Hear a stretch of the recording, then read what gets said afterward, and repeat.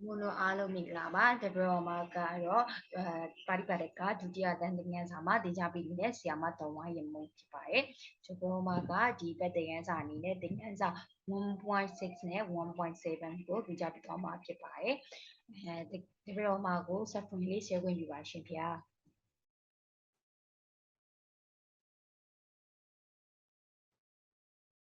so yeah, the baka 1.6 make questions for John, yeah. 1.8, 1.7 bona writing, introducing yourself, speaking practice lesson နဲ့ပါပါမယ်ပြီးရင် writing spine လေးနဲ့ထပ်ပြီးတော့ဒီသင်ခန်းစာမှာထပ်ပြီးတော့ဖြည့်ထားပါရှင်ဗျာဒါကအဲဆိုရင်ပထမဆုံးအနေနဲ့ကဘာလို့ရမလဲဆိုရင် like questions မေးခွန်းပုံစံလေးကိုထုတ်ပြရပါမယ်ရှင်ဗျာဒီမှာဆိုရင်သူကနေပြီးတော့ audio file လေးလည်းရှိပါတယ်တကယ်တော့မှပြီးကြရင် audio file လေးလည်းဖွင့်ပြပါမယ်ရှင်ဗျာဒီမှာဆိုရင်တကယ်တော့မှတို့ကဒီပေးထားတယ်ပေါ့နော်သူပြောထားတဲ့ conversation စာကြောင်းလေးတွေကိုမိကုန်းပုံစံလေးတွေပေါ့နော်မိကုန်းလေးတွေကိုပြန်ပြီးလုပ်ပြရမှာပေါ့နော်ဒီကောင်ကဒီဟာကြတော့ဒီစာချောင်းလေးတွေကကျတော့အဖြေလေးတွေပေါ့နော်သူတို့စကားပြောတဲ့အချိန်မှာသုံးတဲ့အဖြေလေးဖြစ်ပါရှင်ဗျာအဲဆိုရင်ပထမဆုံးအနေနဲ့က for example ဥပမာအနေနဲ့ဆိုရင် what's your name my name is John how old are you I'm 22 years old ဒါဆိုသူရဲ့ဖြေကိုမှပြန်ပြီးတော့မေးထားတဲ့မိကုန်းပုံစံလေးဖြစ်ပါတယ်ဒီ I am engineer I am an engineer ဒီတခုဆိုရင်ဒီပြောမှာအပေါ်ကသုံးသွားတဲ့ conversation မှာလည်းပါပြီးသွားပြီဖြစ်ပါတယ်ရှင်ဗျာဒီနောက်တစ်ခုကတော့ I am Burmese I'm from Mandalay ဒီအဖြေလေးကပေါ့နော်ဒီတုံးတဲ့ conversation တွေကလည်းခုနကကျွန်တော်တို့အပေါ်မှာပြောပြီးသွားပြီဖြစ်ပါတယ်ရှင်ဗျာ I'm not married ငါလက်မထက်ရသေးဘူးပေါ့နော် I'm not married ငါလက်မထက်ရသေးဘူးပြောချင်တာကတော့ငါကတကူလေးသမားပေါ့နော်လူမျိုးဆိုရင်လည်းမိကုန်းတုံးတဲ့မိကုန်းလေးရှိပါတယ်ရှင်အဲ့ဒါလေးတွေကတော့I'm not married ဆိုရင်မိကုန်းတွေကဒီဟာဆိုရင် I am ဖြစ်တဲ့အတွက်ငါကတော့လက်မထက်ဘူးအဲ့ဆိုရင်ဒီလိုမှမြန်မာလူရင်းလေးပေါ့နော်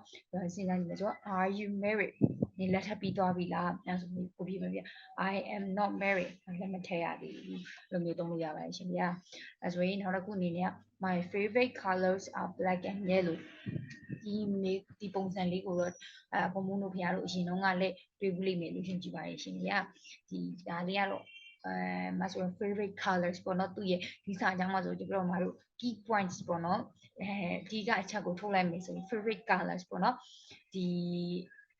ဟိုရဲ့အကြိုက်ဆုံးအရာကဘာလဲဆိုတဲ့ပုံစံကိုမေးပြရမှာပေါ့အဲ့ဆိုရင်မင်းရဲ့အကြိုက်ဆုံးအရာကဘာလဲဆိုတာကိုတပြောမှာတော့မေးရမှာပေါ့အဲ့ဆိုရင် what is your favorite color လို့ပြီးလို့ရတ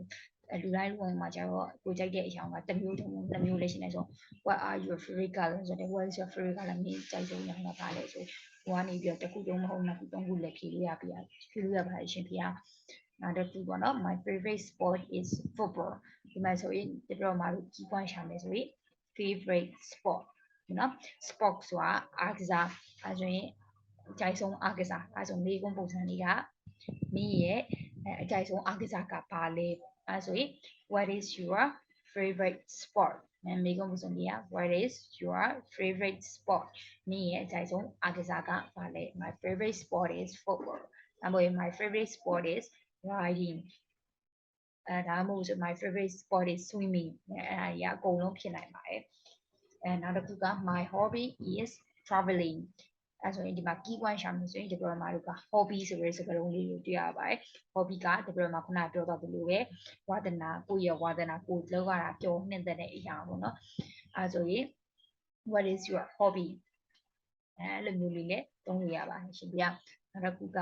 my father is an officer and my mother is a housewife ငါရဲ့အဖေကတော့ officer ရုံးဝင်တဲ့ဂျမလုံးဝင်တဲ့တရားဖြစ်ပါတယ်ဒါမှမဟုတ်တွေ့my mother is a housewife ငါမရတော့အိမ်မှာအိမ်ကိုစားလုပ်တဲ့အိမ်ကြီးစားလုပ်ပါတယ်ပေါ့နော်အဲ့ဒီမျိုးလေးပြင်လိုက်ဆိုဒီမှာ key point ဆိုနေfather mother ပေါ့နော် father mother ပါမယ်ပြီးရင် officer ရှိမယ် housewife officer ကို housewife ကဘာကိုပေါ်ပြရလဲဆိုရင်ဒီလိုမှာ job ပေါ့နော်အလုပ်ကိုပေါ်ပြရတဲ့ဟာဖြစ်တဲ့အတွက်ဒါကတိချပေါ့ကိုယ့်ရဲ့မိဘတွေရဲ့အလုပ်ကိုမြည်ရဖြစ်တယ်မိရဲ့မိဘတွေဘာလုပ်ပြပေါ့နော်အဲဆိုနေကပုံစံလေးခုနရဲ့အပေါ်မှာဒီလိုမှာ conversation မှာသုံးသွားတဲ့ဒီပုံစံလေးကိုပြန်ပြီးတော့သုံးလို့ရပါတယ်ပေါ့နော်what what do you do? What's your job? What's your job? The ပြောထားတဲ့အဖြစ်ကကြတော့မိဘတွေဟာဖြစ်တဲ့အတွက်အဲ့ဆိုရင်အဲ့ချိန်မှာမိဘဆိုတဲ့စကားလုံးဒီတော့မှာတော့ father mother အနေနဲ့ပေါ့တို့နှစ်ခုပေါင်းထားတဲ့လုံးကြီးဖြစ်တဲ့ parents ဆိုတဲ့စကားလုံးပေါ့နော် what are your parents job ပေါ့နော်မိဘတွေရဲ့အလုပ်ကိုင်တွေကဘာတွေလဲပေါ့အဲ့လိုမျိုးလေးလည်းမေးလို့ရပါတယ်ရှင်ဗျာအဲ့ဆို what are your parents job မို့တစ်ယောက်တည်းဆို what is your father job what is your mother job ညောဆိုနော် what are your father's job your parents job ပေါ့နော်အဲ့လိုမျိုးလို့ရပါတယ်ရှင်အဲ့ဆိုနောက်တစ်ခုကရော I have one sister and one brother ငါမညီမတယောက်နဲ့အကိုတယောက်ဒါမှမဟုတ်ရင်အမတယောက်နဲ့ညီလေးတယောက်ရှိပါတယ်အဲ့ဆိုရင်ဒီမှာပဲအဲ့ဆိုရင်သူရဲ့ key point မှာဆိုရင် sister နဲ့ one sister အရေးအတွက်ကြားတယ် one လို့ပါတယ်ပြီး sister သူဘောနော်ဘယ်လိုလူလဲဆိုရင်ဟာပါတယ်ဆိုတခြားဘောကကိုယ့်ရဲ့အရေးအတွက်ကိုမြည်ချင်တာဖြစ်တဲ့အတွက်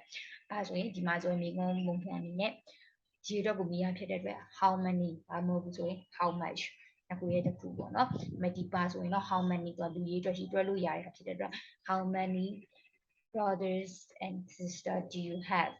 ညီမဟာကိုနဲ့ညီမဘယ်နှယောက်ရှိလဲမောင်နှမဘယ်နှယောက်ရှိလဲဒါမှမဟုတ်ဘူးဆိုရင်ဒီပေါ်မှာလို့ကသူတို့နှစ်ခုလုံးပေါ့နော် sister နဲ့ brother နှစ်ခုလုံးကိုတစ်ခုထဲမှာပဲပေါင်းခေါ်ခြင်းလေဆိုရင်sibling ဆိုတဲ့စကားလုံးလေးကိုသုံးလို့ရပါရှင်ဗျာခုနက father mother လေးအရင်ပြန်ပြီးရှင်းပြပါတော့ father နဲ့ mother ကိုပေါင်းခေါ်မယ်ဆိုရင်ဒီမှာတော့ parents လို့သုံးလို့ရပါတယ်ဒါ brothers တို့ sister တို့ brother sister ကိုပေါင်းခေါ်မယ်ဆိုရင်ဒီမှာတော့ siblings ပေါ့နော်မောင်နှမပေါ့မောင်နှမဆိုဒီစကားလုံးကိုသုံးလို့ရပါတယ်ရှင်ဗျာအဲ့တော့မှနောက်တစ်ခုလည်းရှိပါတယ်ဒီတော့မှ husband ပေါ့နော်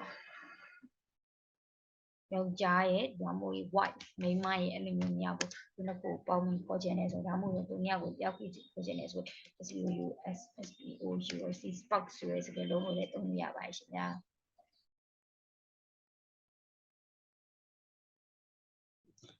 အဲ့ဆိုရင်ဒီတော့မှ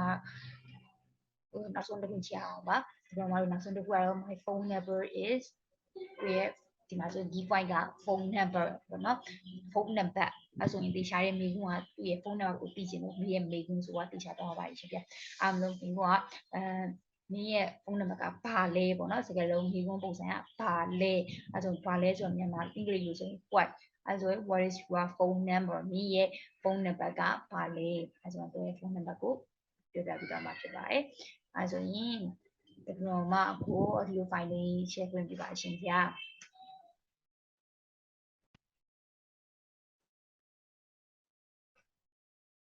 ဒါကတော့ဒီ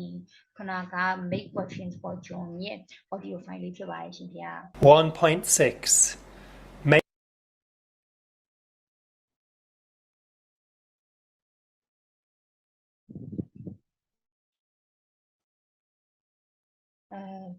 မုံတို့ဖျားတပြတော့မှာဘက်က line လေးနည်းနည်းလေးကြံ့ကြာသွားတဲ့အတွက်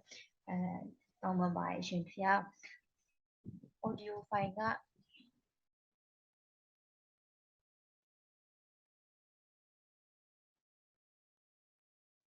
ဒီတော့မှာဘက်က line လေးအနေငယ်ပြဿနာရှိရဲ့အတွက်ပါရှင်ဗျာ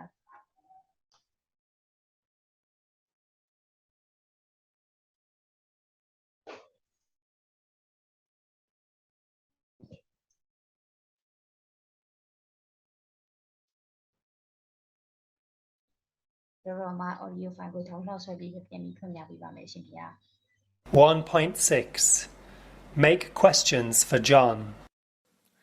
My name is John. I'm 22 years old. I'm an engineer. I'm Burmese. I'm from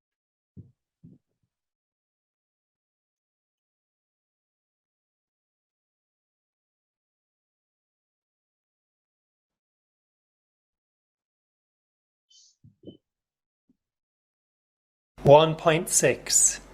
Make questions for John. My name is John. I'm 22 years old. I'm an engineer. I'm Burmese. I'm from Mandalay. I am not married. My favorite colors are black and yellow. My favorite sport is football. My hobby is traveling. My father is an officer and my mother is a housewife. I have one sister and one brother. My phone number is 092653709119. တော့မှာရင်း audio file ကြီးကတော့ဒီလောက်ပါပဲရှင်ဗျာ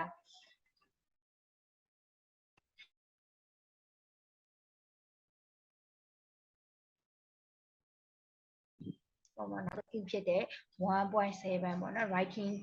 introducing yourself ဒါကတော့ကိုယ့်ရဲ့အကြောင်းကိုယ့်ရဲ့နှုတ်ဆက်မယ်ပေါ့နော်ကိုယ့်အကြောင်းအရာကိုရေးခိုင်းတာရှင်ဖြစ်ပါရှင်ဗျာခဏကဘုံတို့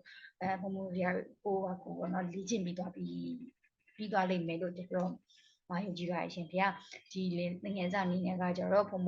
ကဒီကိုယ့်ရဲ့စာအုပ်ထဲမှာပေါ့နော်ကိုယ့်ရဲ့ငယ်စာအုပ်ထဲမှာကိုယ်ကနေပြောအပေါ်ကပြောသွားတဲ့ပုံစံလေးတွေအတိုင်းပဲကိုယ်အကြောင်းအရာလေးကိုရေးပြရမှာဖြစ်ပါရှင်ဗျာအဲဒါဒီပရိုမာကနေပြီးတော့ဒီ instruction လေးတွေဖတ်ပြပါမယ်ရှင်ဗျာ June told us about himself now you tell us about yourself then talk to the class ဒီမှာကျတော့ကိုယ့်ရဲ့အခန်းထဲမှာပြန်ပြီးတော့ပြောခိုင်းတာဖြစ်ပါတယ်ရှင်ဗျာဒါပေမဲ့ဘယ်တော့မှတော့ကိုယ့်ဘက်ကိုပုံတော့ထားမဟုတ်ဘူးဆိုရင်ကိုယ့်ရဲ့ကိုယ်နဲ့စာလုပ်ဖတ်တကယ်ချင်းနေနဲ့ပြန်ပြီးတော့အချင်းချင်းပြန်ပြီးတော့ဝင်များလို့ရပါတယ်ရှင်ဗျာဆိုရင်ဒီနေ့ကတော့ဒီသင်ခန်းစာလေးကတော့ဒီလောက်ပါပဲ1.6 နဲ့ 1.7 နေပါရှင်ဗျာဒီတော့မတို့နောက်ပတ်မှာလေပြန်ပြီးတွေ့ဆုံကြပါမယ်ရှင်ဗျာအားလုံးကျေးဇူးတင်ပါတယ်ရှင်ဗျာ